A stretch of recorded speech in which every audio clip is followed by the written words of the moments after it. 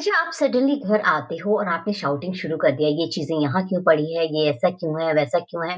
क्या आपको रियली में लगता है कि आपके बच्चे ने कोई गलती की या घर में किसी ने गलती की और because of that you are shouting, और या फिर आप अपनी फ्रस्ट्रेशन निकाल रहे हो, मेबी आप ऑफ़िस की फ्रस्ट्रेशन निकाल रहे हो, मेबी आप इन-लॉज़ की फ्रस्ट्रेशन निकाल रहे हो, मेबी सोसाइटी की फ्रस्ट्रेशन निकाल रहे हो, मेबी किसी फ्रेंड ने आपको डिच किया है, आप उस चीज़ की फ्रस्ट्रेशन निकाल रहे हो।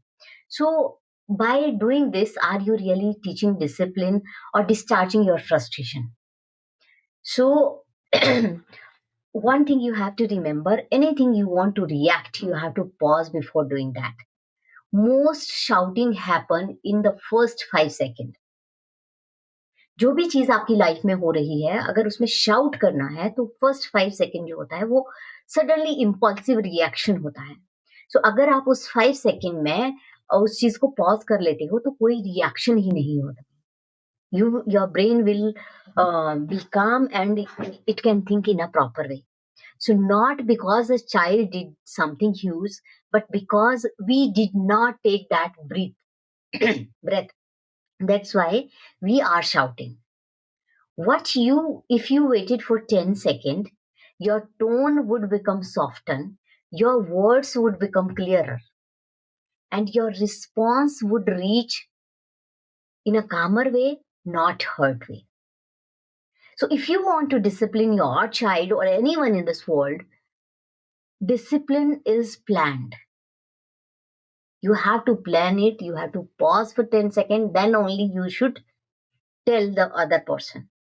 And frustration जो होता है, that is impulsive. That's why I said anything you are facing, immediately you should not react. Take a pause for 5 to 10 seconds and then react. It is because impulsive जो होता है वो खत्म हो जाता है तब तक के लिए.